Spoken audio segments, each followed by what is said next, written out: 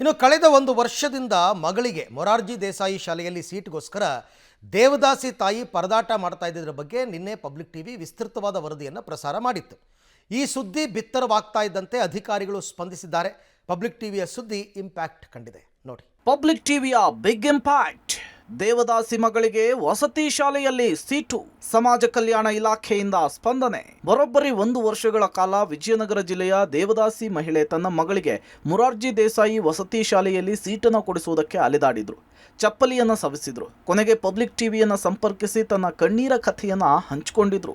ಈ ವರದಿ ಪ್ರಸಾರವಾಗ್ತಿದ್ದಂತೆ ಸಿಎಂ ವಿಶೇಷ ಕರ್ತವ್ಯಾಧಿಕಾರಿಯಾಗಿದ್ದ ಡಾಕ್ಟರ್ ಕೆ ವೈಷ್ಣವಿ ಹಾಗೂ ಸಮಾಜ ಕಲ್ಯಾಣ ಇಲಾಖೆಯ ಕಾರ್ಯನಿರ್ವಾಹಕ ನಿರ್ದೇಶಕ ಕಾಂತರಾಜ್ ಸ್ಪಂದಿಸಿದ್ರು. ತಕ್ಷಣ ಹೊಸಪೇಟೆಯ ಮೊರಾರ್ಜಿ ದೇಸಾಯಿ ವಸತಿ ಶಾಲೆಯ ಪ್ರಾಂಶುಪಾಲರಿಗೆ ಸೂಚನೆ ಕೊಟ್ಟು ಬಾಲಕಿಗೆ ಸೀಟನ್ನು ಕೊಡಿಸುವ ವ್ಯವಸ್ಥೆಯನ್ನ ತತ್ಕ್ಷಣವೇ ಮಾಡಿಸಿದ್ರು. ಜೊತೆಗೆ ಈ ವಿಚಾರ ಗಮನಕ್ಕೆ ತಂದ ಪಬ್ಲಿಕ್ ಟಿವಿಗೆ ಶ್ಲಾಘನೆಯನ್ನ ವ್ಯಕ್ತಪಡಿಸಿದ್ರು. ಪಬ್ಲಿಕ್ ಟಿವಿಯಲ್ಲಿ ಪ್ರಚಾರ ಆಗಿರ್ತಕ್ಕಂಥ ವಿಚಾರಕ್ಕೆ ಸಂಬಂಧಪಟ್ಟಂತೆ ನಮಗೆ ಮಾಹಿತಿ ಬಂದಿದೆ.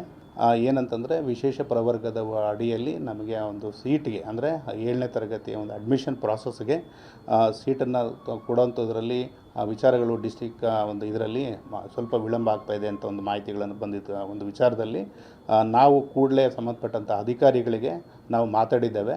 ದಯವಿಟ್ಟು ಆ ಮಗು ಏನಿದೆ 7th ಸ್ಟ್ಯಾಂಡರ್ಡ್ ತರಗತಿಗೆ ಅಡ್ಮಿಷನ್ ಪ್ರೋಸೆಸ್ಗೆ ಅವರು ಮಾಹಿತಿನ ಕೇಳಿದ್ದಾರೆ.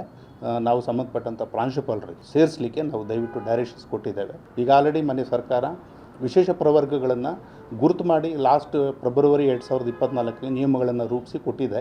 ಈ ವಿಚಾರಗಳನ್ನು ಭಾಳ ಸೂಕ್ಷ್ಮವಾಗಿ ನಮ್ಮ ಗಮನಕ್ಕೆ ತಂದಿದ್ದಕ್ಕೂ ಸಹ ತಮ್ಮಗಳಿಗೆ ನಾವು ಧನ್ಯವಾದಗಳನ್ನು ಅರ್ಪಿಸ್ತಾ ಇದ್ದೇವೆ. ನಿಮ್ಮ ಪಬ್ಲಿಕ್ ಟಿವಿಯ ಸಾಮಾಜಿಕ ಕಳಕಳಿಯ ಈ ಸುದ್ದಿಗೆ ಅಧಿಕಾರಿಗಳಿಂದ ಸಕಾಲಕ್ಕೆ ಸೂಕ್ತ ಸ್ಪಂದನೆ ದೊರೆತಿದೆ. ಬಾಲಕಿಯ ಭವಿಷ್ಯ ಉತ್ತಮವಾಗಿರಲಿ ಅನ್ನೋದಷ್ಟೇ ಎಲ್ಲರ ಹಾರೈಕೆ. ಪವಿತ್ರ ಕಡ್ತಲ, ಪಬ್ಲಿಕ್ ಟಿವಿ, ಬೆಂಗಳೂರು.